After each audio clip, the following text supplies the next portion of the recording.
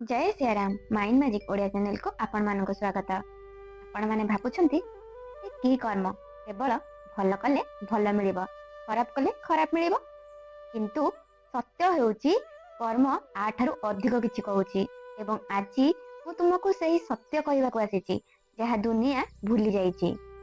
लोके माने कर्म को दंड और पुरस्कार बोली भाबंती।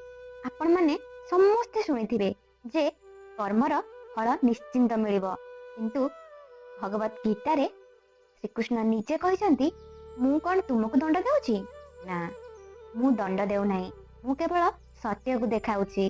कर्म केवल फल रे फेरे, केबे फटका मारे नाही, भय देउ नाही बा धमक देउ नाही।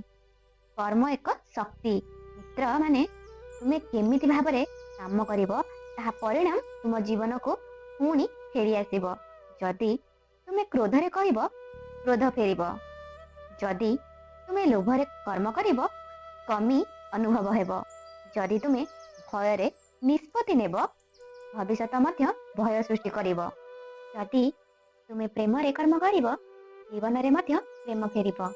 कर्मर फल बाहरु मिले नाही, कर्मर फल तुम मनरु आसे। तुमे प्राय जिज्ञासु कहूच भगवान मु काहाकू दुख दिएनी, तेबे मो सह काहेकि एमिति घटिला?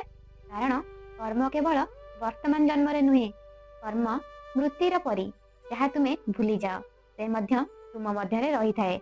जेतेबेले तुमे बुझी जीव जीवन एक पुस्तक और जन्म तार अध्याय, तेबे तुमे केबे एही प्रश्न कहबाकू साहस करिब नाही जे मो सही काहेकि।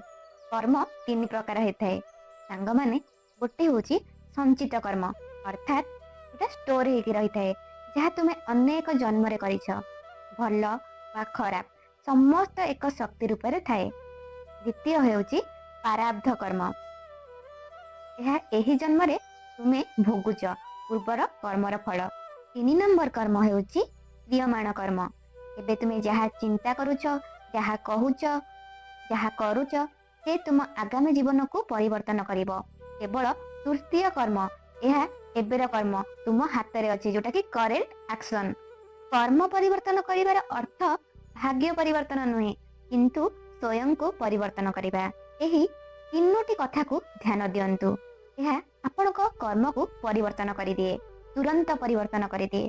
फास्ट हैला तुमर इरादा, इंटेंशन, जदि इरादा सफा फल सदा सुंदर हेबो। सेकेंड होची तुमर भावना, इमोशन, तुमे प्रेम रे करिले कर्म फूल होई जीव।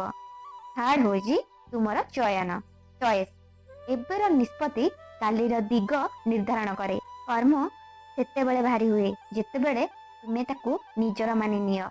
मु कहिथिली कर्म कर, फल निजर चिंता कर नाही, कारण चिंता कर्मर भार बढ़ी देई थाए। जीवन एमिति परिवर्तित हुए जेतेबेले तुमे कर्म को पूजा भाव में नेब, जेतेबेले तुमे काम रे निजकू पूरा हजेई देव। फल को श्रीकृष्ण पादरे समर्पण कर, तेबे कर्म बंधन हेब नाही, कर्म तुमर मुक्ति होई जीव। सांग माने, कर्म तुमको भांगिबा को आसी नाही, कर्म तुमको जागृत करबा को आसीची। कर्म दुख नुहे, कर्म एक दर्पण जहाँ तुमको तुम सहित भेट करि थाए।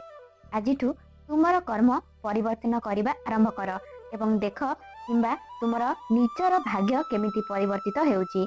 एबे उठ, एक नूतन कर्म कर, एक नूतन दीर्घ निर्माण कर। निजर कर्म किपरि ठीक करिवे एही पॉइंट को भल से शुणंतु। सर्वदा समस्त हृदय भगवानकर बास भावी समस्त भल व्यवहार करंतु, समस्त मंगल चिंता करंतु। निजर प्रत्येक समय केवल भगवान चरण लगांतु, अर्थात निजर कर्म को हटाइबा नुहे, प्रत्येक कर्म को भगवान को समर्पण करंतु। आपणक किछि समय बाहर करी भगवान को ध्यान करंतु, भगवान को निजर कथा कहंतु, निजर मनर कथा भगवान को शुणांतु, भगवान का पई स्तुति गायन करंतु, मंत्र पढ़ंतु, भगवान का नाम जप करंतु, भगवान को निजर कर्म समर्पण करंतु। तापर देखिबे भगवान निश्चिंत आपणकर कर्म को सुधारिबे, नूतन बाट बाहर करिवे एवं भगवानकर से हाथ को आपणक ऊपर रखिबे एवं सबु बेले आपणको बाट देखैबे। जदि आपणको ଏହି କଥା ଏହି ଜ୍ଞାନ ଆପଣଙ୍କ ମନକୁ ଶାନ୍ତି ଦେଇଛି, ତେବେ ଏଠି ବନ୍ଦ ନ କରି ଲାଇକ୍ କର। ଯାହାକୁ ଆବଶ୍ୟକତା ଅଛି ତାଙ୍କୁ ସେୟାର କର। ତୁମର ମନର କଥା କମେଣ୍ଟରେ ଲେଖ। ଆଗାମୀ ପ୍ରତିଟି ଶିକ୍ଷା ପାଇଁ ସବସ୍କ୍ରାଇବ କର। ମୁଁ ତୁମ ସହିତ ଅଛି। ଜୟ ସିୟାରାମ। ଧନ୍ୟବାଦ।